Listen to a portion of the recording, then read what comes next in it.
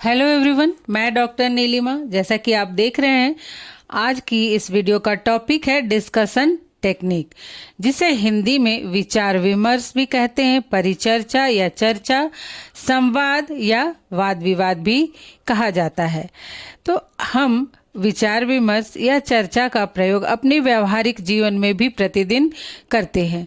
किसी भी विषय में निर्णय लेना हो तो हम अपने बड़े बुजुर्गों या हमें लगता है कि जो व्यक्ति अनुभवी है उस क्षेत्र का, उससे हम डिस्कस करते हैं उस टॉपिक को और तब फिर डिसीजन लेते हैं। एक उदाहरण से, जैसे मान लीजिए सिंपल सा, बच्चे को स्कूल में ही एडमिशन दिलाना है तो हम 2-4 लोगों से बातचीत करते हैं, डिस्कस करते हैं, चर्चा करते हैं, बातचीत करते हैं कि कौन सा स्कूल बेहतर है। उसी तरह से जीवन के प्रत्येक क्षेत्र में हम समय समय पर चर्चा, परिचर्चा, विचार विमर्श करते ही रहते हैं, चाहे वो हमारा व्यवहारिक जीवन हो या फिर हमारा शैक्षिक जीवन हो। विद्यालय में भी उसी प्रकार से जब कोई टॉपिक छात्रों को अच्छे से समझ में नहीं आता है या फिर किसी टॉपिक पर विचार विमर्श की आवश्यकता होती है जिससे छात्रों का कॉन्सेप्ट क्लियर हो सके, तो उसके संबंध में शिक्षक एवं छात्र मिलकर विचार विमर्श करते हैं, बातचीत करते हैं, ताकि वो अच्छे से बच्चे समझ सके और उस विषय में, उस प्रकरण में क्या बताया जा रहा है, क्या शिक्षा दी जा रही, कौन सा ज्ञान दिया जा रहा है, ये निष्कर्ष निकाला जा सके। ज्यादा बात ना करते हुए आइए शुरुआत करते हैं। सबसे पहले देखते हैं कि विचार विमर्श क्या है।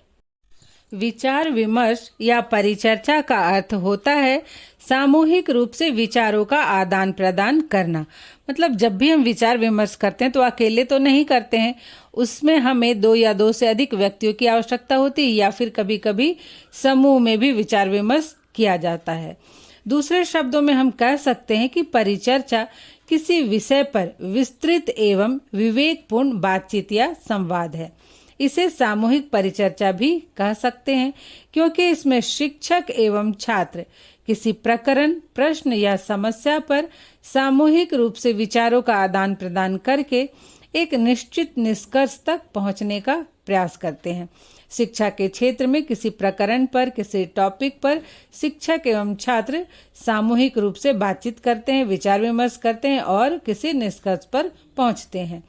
विचार विमर्श भाषा शिक्षण के लिए अत्यंत ही उपयोगी प्रविधि है। इसमें शिक्षक किसी समस्या या प्रश्न को विचार विमर्श के लिए चुनते हैं। इसके पश्चात शिक्षक और छात्र मिलकर स्वतंत्रता पूर्वक समस्या पर विचार करते हैं और अंत में विचार विमर्श में जो भी विचार व्यक्त किए जाते हैं उन विभिन्न विचारों का विश्लेषण किया जाता है, उन विचारों की तुलना की जाती है तथा मूल्यांकन करके निष्कर्ष निकाला जाता है। तो इस तरह से विचार विमर्श के लिए किसी टॉपिक का होना आवश्यक है और लोगों का भी होना आवश्यक है। इसे सामूहिक परिचर्चा भी कहते हैं। अब हम परिभाषा देख लेते हैं। नंबर 1 जो है परिभाषा, वह है जेम्स एम ली महोदय की। इन्होंने कहा है कि विचार विमर्श एक शैक्षिक सामूहिक क्रिया है जिसमें शिक्षक तथा छात्र किसी समस्या या प्रकरण पर बातचीत करते हैं। अभी हमने जो बात की कि ये एक सामूहिक क्रिया है और उसमें शिक्षक और छात्र मिलकर किसी टॉपिक पर विचार विमर्श करते हैं। नंबर 2 है थॉमस एम रिस्क की परिभाषा। विचार विमर्श का अर्थ है अध्ययन की जाने वाली समस्या या प्रकरण में निहित संबंधों का विचारशील विवेचन। मतलब जो भी टॉपिक होता है उस पर सभी अपने अपने विचार देते हैं, उसके सभी पक्षों पर, टॉपिक के सभी पक्षों पर विचार किया जाता है। अब ये शैक्षिक क्रिया में जो विचार विमर्श होता है वो 2 प्रकार का होता है। नंबर 1 है औपचारिक विचार विमर्श और 2 है अनौपचारिक विचार विमर्श। सबसे पहले हम देखते हैं कि औपचारिक विचार विमर्श क्या है। औपचारिक विचार विमर्श का आयोजन पूर्व निर्धारित होता है। इसमें विचार विमर्श विधिवत ढंग से नियमों के अनुसार किया जाता है। विचार विमर्श की कार्यवाही के सुचारू रूप से संचालन, नियंत्रण, विश्लेषण एवं निर्णय आदि के लिए छात्र स्वयं में से ही अध्यक्ष, सचिव इत्यादि पदाधिकारियों का चुनाव करते हैं और समस्त परिचर्चा उनके निर्देशन में ही संपन्न होता है। मतलब कि ये जो औपचारिक विचार विमर्श है, इसका आयोजन करना हो तो इसके लिए पहले से योजना बनानी पड़ती है और उसके टॉपिक निर्धारित करने पड़ते हैं। कब विचार विमर्श किया जाएगा, उसमें कौन कौन से व्यक्ति भाग लेंगे और कौन कौन से पदाधिकारी होंगे जो कि विचार विमर्श का संचालन करेंगे, इन सब का चुनाव पहले से किया जाता है। पहले से योजना बना ली जाती है और तब फिर योजना के अनुसार ही जिस दिन की तिथि तय की गई होती है या फिर समय तय किया गया होता है, उसी दिन विचार विमर्श का आयोजन होता है। ये कक्षा स्तर पर भी हो सकता है, विद्यालय स्तर पर भी हो सकता है। अगर लगता है कि कोई ऐसा टॉपिक है जिसके विषय में पूरे स्कूल के छात्रों को जानना आवश्यक है, तो फिर ये विद्यालय स्तर पर भी होता है। वहाँ पर किसी विषय का चुनाव किया जाएगा। और अगर कक्षा स्तर पर होता है तब फिर शिक्षक किसी टॉपिक का चुनाव करते हैं जो पाठ्य वस्तु है उसी में से, और तब उसके लिए डिस्कशन का आयोजन करते हैं। क्लास के छात्रों में से ही पदाधिकारी चुनते हैं, डेट भी निर्धारित कर लिया जाता है और टॉपिक जब उसका चुनाव होता है तो छात्र उसके विषय में पढ़ते हैं और जानकारियां हासिल करते हैं और उससे संबंधित जो भी विचार है उसे एकत्र करके उसे लिखते हैं अपना वक्तव्य देने के लिए, अपने विचारों को रखने के लिए। जो दूसरा है वह है अनौपचारिक विचार विमर्श। अनौपचारिक विचार विमर्श के लिए किसी योजना की आवश्यकता नहीं होती है। इसमें शिक्षक एवं छात्र स्वतंत्रता पूर्वक किसी प्रकरण, विषय या समस्या पर बातचीत करते हैं। इसमें किसी प्रकार के नियमों का बंधन नहीं होता है। अनौपचारिक विचार विमर्श का मुख्य उद्देश्य होता है प्रकरण से संबंधित छात्रों के सभी शंकाओं का समाधान करना और छात्रों को अपने भाव एवं विचारों को स्वतंत्रता पूर्वक अभिव्यक्त करने का प्रशिक्षण देना। जैसे कि पढ़ाते पढ़ाते कोई ऐसा टॉपिक है जो थोड़ा सा ज़्यादा कठिन है, समझने में दिक्कत है, तो पढ़ाने के बाद भी यदि छात्र कहते हैं कि उन्हें ठीक से समझ में नहीं आया या फिर वो इसके विषय में और भी बातचीत करना चाहते हैं, तो फिर शिक्षक बोल देते हैं कि ठीक है, आप सभी कल इसे पढ़कर आइएगा, कल हम डिस्कस करेंगे। उसके बाद इनफॉर्मल तरीके से क्लास में ही शिक्षक उसके विषय में बात करते हैं, छात्रों से भी पूछते हैं, तो जो छात्र अपने अपने विचार देना चाहते हैं वो देते हैं। जहाँ कहीं भी शंकाएं होती हैं तो शिक्षक उसका समाधान करते हैं। तो ये इनफॉर्मल होता है। अक्सर सिलेबस की समाप्ति पर भी फिर से अगर समय बचता है तो टीचर एक एक टॉपिक को डिस्कस कर देते हैं और इसमें शिक्षक और छात्र दोनों की भागीदारी होती है। इससे छात्र की जो भी बची खुची शंकाएं होती हैं उस टॉपिक को लेकर वो दूर हो जाती है और छात्र अपने विचारों को भी रखते हैं, जिससे वे उनमें जो कम्युनिकेशन स्किल है वो डेवलप होता है। आइए अब देखते हैं कि डिस्कशन के क्या प्रोसेस होते हैं या फिर क्या स्टेप्स होते हैं। तो जो पहला स्टेप है वह है समस्या का चयन या योजना बनाना। इस स्तर पर शिक्षक एवं छात्र डिस्कशन का आयोजन करने के लिए किसी टॉपिक का चुनाव करते हैं और शिक्षक उस टॉपिक के विषय में संक्षिप्त जानकारी छात्रों को दे देते हैं और साथ साथ ये भी बताते हैं कि इस विषय से संबंधित जानकारियां, जिन्हें हम मटेरियल्स कहते हैं, वो किन सोर्सेस से प्राप्त होंगी। उसके पश्चात परिचर्चा के उद्देश्य भी निर्धारित कर लिए जाते हैं और किस तिथि को, किस तारीख को, किस डेट को इसका आयोजन होगा, किस समय में इसका आयोजन होगा, वो भी निश्चित कर लिया जाता है। और डिस्कशन में कौन कौन से छात्र भाग लेंगे और कौन अध्यक्ष होंगे, कौन सचिव होंगे, इन सब का भी चुनाव कर लिया जाता है।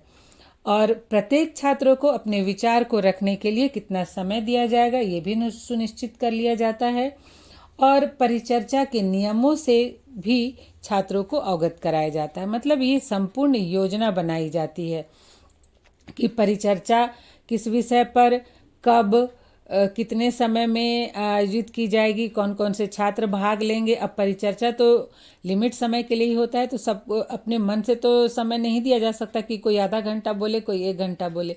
सबके लिए एक सीमित समय होता है, तो कितना समय दिया जाएगा, कौन से पदाधिकारी होंगे, कौन लिखेंगे और कौन उसका संचालन करेंगे, ये सब सुनिश्चित कर लिया जाता है।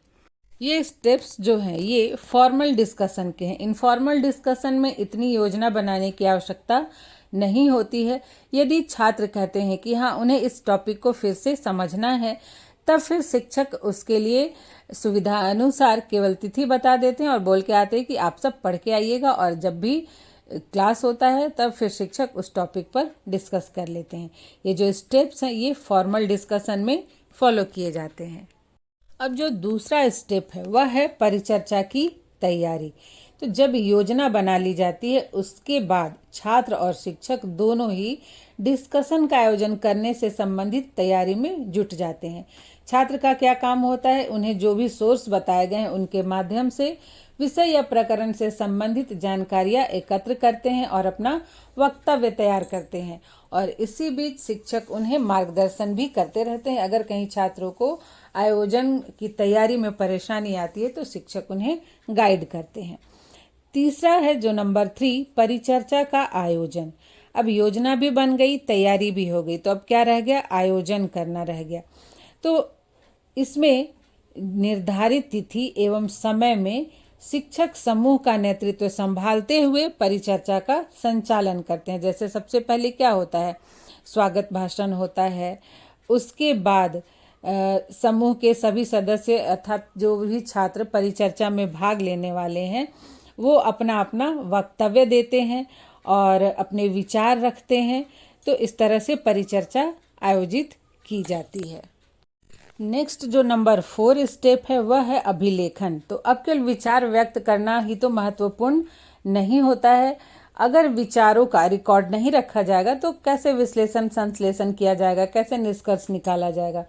इसीलिए परिचर्चा के दौरान विद्यार्थियों में से ही जिन्हें समूह सचिव नियुक्त किया जाता है वे परिचर्चा की सारी कार्यवाही को नोट करते जाते हैं संक्षिप्त में, कि परिचर्चा में कौन कौन से प्रश्न पूछे गए, किस किस तरह के सुझाव दिए गए और किस प्रकार का निर्देशन दिया गया और परामर्श दिया गया। जैसे जब छात्र अपने विचार रखते हैं तो विचार रखने के बाद फिर थोड़ा सा समय दिया जाता है जो श्रोतागण हैं उन्हें अपने विचार रखने के लिए या कुछ क्वेश्चन पूछने के लिए, या फिर जो जज अगर हैं तो वो उन्होंने किस तरह से सुझाव दिए हैं।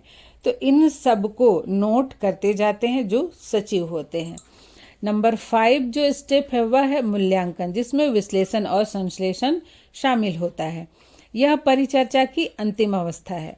इसमें परिचर्चा से संबंधित जितने भी महत्वपूर्ण बिंदुओं को सचिव ने नोट किया था उसके आधार पर विभिन्न विचारों का विश्लेषण किया जाता है, संश्लेषण किया जाता है और यह भी देखा जाता है कि जिन उद्देश्यों से परिचर्चा का आयोजन किया गया था वह पूरी हुई या नहीं। और विश्लेषण संश्लेषण के पश्चात तब फिर निष्कर्ष निकाला जाता है। अब निष्कर्ष जब निकल गया, जो भी वाद विवाद हुए, विचार रखे गए उनके विश्लेषण संश्लेषण के द्वारा, उसके पश्चात जो डिस्कशन का आयोजन किया गया था उसका समापन होता है। समापन में जितने लोग भी भाग लिए इसमें उनको धन्यवाद ज्ञापन दिया जाता है, जिन्होंने भी अपना समय दिया उनको धन्यवाद दिया जाता है। तो इस तरह से विचार विमर्श की जो प्रक्रिया है होती है। अब हम जो डिस्कशन टेक्निक है इसके मेरिट डिमेरिट्स को भी देखेंगे और कुछ सजेशन को भी देखेंगे। वीडियो थोड़ा लंबा हो सकता है, अगर समझाया जाए तो इसमें तो थोड़ा टाइम लगता ही है और नहीं समझाने से फिर पढ़ के सुनाना होगा। तो जो पहला मेरिट है वह यह है कि यह प्रविधि छात्रों के ज्ञान में वृद्धि के साथ साथ उनमें तर्क शक्ति, आलोचनात्मक चिंतन शक्ति एवं निर्णय लेने की क्षमता का भी विकास करती है। मतलब इसमें जो छात्र हैं वो उस टॉपिक से संबंधित मटेरियल्स को पढ़ते हैं, विभिन्न स्रोतों से उसे खोजते हैं, अपना वक्तव्य तैयार करते हैं और डिस्कशन के दौरान विभिन्न छात्रों के विचारों को सुनते हैं, विभिन्न परामर्श को सुनते हैं, सुझावों को सुनते हैं। तो इससे छात्र के मन में चिंतन शक्ति का विकास होता है। विचारों के पक्ष विपक्ष के विषय में सुनते हैं तो आलोचनात्मक चिंतन शक्ति विकसित होती है, तर्क शक्ति विकसित होती है और उनमें निर्णय लेने की क्षमता का भी विकास होता है। नंबर 2 है दूसरों के विचारों के प्रति सम्मान की भावना का विकास होता है। तो डिस्कशन के दौरान एक समय में तो एक ही छात्र बोलता है और बाकी छात्र उस छात्र के विचारों को सुनते हैं। तो इससे उनके मन में दूसरों के विचारों के प्रति सम्मान की भावना भी विकसित होती है। नंबर 3 है छात्र अपने विचारों को व्यवस्थित एवं क्रमबद्ध रूप से अभिव्यक्त करना सीखते हैं। जो भी छात्र भाग लेते हैं तो वो जो वक्तव्य तैयार करते हैं वो व्यवस्थित और क्रमबद्ध होता है। तो वो सीखते हैं कि कैसे विचारों को क्रमबद्ध रूप से व्यवस्थित रूप से प्रस्तुत किया जाता है। 3 है, यह प्रविधि छात्रों के संकोच को दूर करके उनके आत्मविश्वास में वृद्धि करती है। जैसे कि जो स्टूडेंट्स होते हैं वो बोल नहीं पाते हैं, अगर शिक्षक उन्हें खड़ा करे बोलने के लिए क्लास में, तो आप देखेंगे कि बहुत सारे बच्चे ऐसे हैं कि वो सब कुछ जानते हैं लेकिन वो बोल नहीं पाते, उनके मन में संकोच होता है, झिझक होती है। लेकिन अगर इस तरह का आयोजन किया जाए तो छात्र जब सामने आकर बोलते हैं तो उनमें आत्मविश्वास की वृद्धि होती है। नंबर 5 है, परिचर्चा छात्रों को स्वाध्याय हेतु प्रेरित करती है। अब इसमें छात्र जो हैं वो प्रकरण से संबंधित जितने भी मटेरियल्स हैं वो स्वयं ढूंढते हैं और तैयार करते हैं, तो इससे उनमें स्वयं अध्ययन की प्रवृत्ति भी विकसित होती है। नंबर 6 है, परिचर्चा प्रविधि छात्रों को स्वयं अनुशासन एवं आत्मनिर्देशन सिखाती है।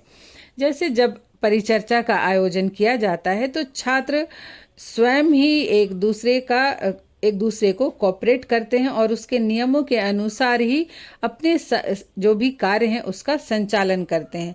तो यहाँ पर शिक्षक को छात्रों को अनुशासन में रखने की आवश्यकता नहीं होती है, वे स्वयं अनुशासित होते हैं और स्वयं से निर्देशित होते हैं कि ये हमारा प्रोग्राम है तो हमें ही इसे अच्छे तरीके से आयोजित करना है। नंबर 7 है, परिचर्चा तकनीक छात्रों को अच्छा श्रोता बनाती है। आप देखेंगे कि दूसरे के विचारों के, दूसरे की बात को सुनने में अधिकतर बच्चे इंटरेस्ट नहीं लेते हैं या फिर बहुत देर तक शिक्षक की बातों को भी वे सुनने में ऊब जाते हैं। लेकिन डिस्कशन में छात्र जो भी वक्तव्य होता है उसे बहुत ही ध्यानपूर्वक सुनते हैं, इससे वे अच्छे श्रोता भी बनते हैं। नंबर 8 है, परिचर्चा विधि छात्रों को किसी विषय या समस्या पर विचार करने, विश्लेषण संश्लेषण करने तथा मूल्यांकन करके निष्कर्ष निकालने योग्य बनाती है। जैसे डिस्कशन में विभिन्न प्रकार के विचारों को सुनते हैं तो वो भी उसके सही गलत के विषय में सोचते हैं और फिर कुछ निष्कर्ष निकाल सकते हैं। नंबर 9 है, परिचर्चा विधि से छात्र सामूहिक रूप से मिलजुल कर कार्य करने की कला सीखते हैं। चूंकि इसका आयोजन सभी छात्र मिलकर करते हैं इसलिए वे सामूहिक रूप से मिलजुल कर कार्य करना सीख जाते हैं। नंबर 10 है, यह विधि छात्रों के तीनों पक्षों ज्ञानात्मक, भावात्मक एवं क्रियात्मक पक्ष का विकास करती है, अर्थात उनके ज्ञान में भी वृद्धि होती है। वे अपने विचारों को भावात्मक तरीके से व्यक्त करते हैं और इसका आयोजन वो स्वयं करते हैं, तो इससे उनकी क्रियात्मक पक्ष भी विकसित होती है। नंबर 11 है कि यह विधि छात्रों को जनतांत्रिक ढंग से अपने विचारों को खुलकर अभिव्यक्त करने का अवसर देती है। 12 है कि यह उच्च स्तर के छात्रों को शिक्षा देने के लिए उपयोगी तकनीक है। जैसे इस विधि का प्रयोग छोटे बच्चों के लिए नहीं किया जा सकता, वे अपने बातों को स्वतंत्रता पूर्वक और विवेकपूर्ण तरीके से अभिव्यक्त नहीं कर सकते हैं, इसलिए इस विधि का, इस टेक्निक का प्रयोग उच्च स्तर के छात्रों के लिए बहुत ही अच्छा होता है। अब हम देखते हैं कि डिस्कशन जो मेथड है इसके क्या डिमेरिट्स हैं। तो सबसे पहला है, जैसे मैंने पहले ही बताया कि ये निम्न स्तर के छात्रों के लिए उपयोगी नहीं है। नंबर 2 है, इस विधि से, इस टेक्निक से शिक्षण कार्य करने पर अधिक समय लगता है। अब हर एक टॉपिक पर डिस्कशन का आयोजन होगा तो टाइम तो अधिक लगेगा ही। 3rd है कि संकोचित तथा मंद बुद्धि छात्र सक्रिय रूप से भाग न लेने के कारण इसका समुचित लाभ नहीं उठा पाते हैं। आप क्लास में भी देखेंगे कि यदि इस तरह का आयोजन होता है तो कुछ छात्र चुपचाप पीछे बैठे रहते हैं, उनकी कोई भी भागीदारी नहीं होती है। नंबर 4 है, अधिकांश परिचर्चा की व्यवस्था करने में कभी कभी छात्रों में आपस में वाद विवाद भी होता है जिससे समय नष्ट होता है। नंबर 5 है कि कभी कभी कोई शिक्षक समूह का नेता होने के कारण छात्रों पर अपना दबदबा बनाए रखते हैं और उनके सुझावों की अनदेखी करते हैं, वो अपनी ही मनमानी करते हैं और वो जैसा चाहते हैं वैसा ही करवाते हैं। नंबर 6 है, सभी शिक्षक परिचर्चा का सफलतापूर्वक संचालन करने में सक्षम नहीं होते हैं। तो ये इस जो टेक्निक है इसकी डिमेरिट्स थी। अब आइए कुछ सजेशंस देख लेते हैं कि इस टेक्निक का प्रयोग करते समय किन किन बातों को ध्यान में रखना चाहिए। एक बात आप ध्यान रखें कि जब भी किसी विधि प्रविधि के क्वेश्चन का आंसर लिख रहे हो तो उसमें मेरिट, डिमेरिट और सजेशन जरूर लिखना चाहिए। नंबर 1 है, इस तकनीक का प्रयोग छात्रों की आयु, बुद्धि, उनकी मानसिक क्षमता को देखकर करना चाहिए, मतलब उच्च स्तर पर करना चाहिए। नंबर 2 है कि सभी टॉपिक्स को इस टेक्निक के माध्यम से नहीं पढ़ाया जा सकता, अतः जब भी कोई टॉपिक का चुनाव करें तो सावधानी पूर्वक करें। नंबर 3 है परिचर्चा के उद्देश्य एवं लक्ष्यों से समूह के सदस्यों को अवगत कराना चाहिए, मतलब स्टूडेंट्स को पता होना चाहिए कि डिस्कशन का आयोजन क्यों किया जा रहा है। नंबर 4 है जो भी डिस्कशन का टॉपिक है वो रोचक होना चाहिए, इंटरेस्टिंग होना चाहिए और उपयोगी भी होना चाहिए, उसका व्यवहारिक जीवन में उपयोग हो, तभी छात्र रुचि लेते हैं। नंबर 5 है परिचर्चा का विषय छात्रों की रुचि एवं आवश्यकताओं से जुड़ा होना चाहिए। ऐसा नहीं कि टीचर अपनी ही रुचि के अनुसार कोई भी टॉपिक चुन ले, वो जरूर छात्रों की रुचि का ध्यान रखे, उनकी आवश्यकताओं को ध्यान रखे। और अंत में नंबर 6 है कि यह प्रयास करना चाहिए कि परिचर्चा में सभी छात्रों की भागीदारी हो। नहीं तो जैसे कि कुछ छात्र जो कि आयोजन करते हैं और कुछ भाग लेते हैं, बस उतना ही, और बहुत सारे स्टूडेंट्स तो ऐसे होते हैं कि उसी दिन एब्सेंट भी हो जाएंगे, तो वो सुनना भी नहीं चाहते हैं। तो इस तरह से देखना चाहिए कि इस तरह का जब भी आयोजन हो तो सभी छात्र भाग ले, भले वो कुछ ना करे लेकिन बैठकर सुने तो जरूर ही। नेक्स्ट है नंबर 7 कि जब भी टॉपिक का अगर टीचर चुनाव करते हैं, टीचर स्टूडेंट मिलकर, तो उस टॉपिक से संबंधित जो भी जानकारियां या मटेरियल्स हैं ये कहाँ से मिलेंगे ये स्टूडेंट्स को अवश्य ही बताना चाहिए। नंबर 8 है कि डिस्कशन में जो भी स्टूडेंट्स हैं उनके अपने विचारों को खुलकर बोलने का अवसर देना चाहिए, बीच में टोका टाकी नहीं करना चाहिए। नंबर 9 है कि वही चीज़ है कि धैर्यपूर्वक सुनना चाहिए कि छात्र क्या बोल रहे हैं। बीच में टीका टिप्पणी करने से छात्र डाइवर्ट हो जाते हैं और वो जो बोलना चाहते हैं वो नहीं बोल पाते हैं।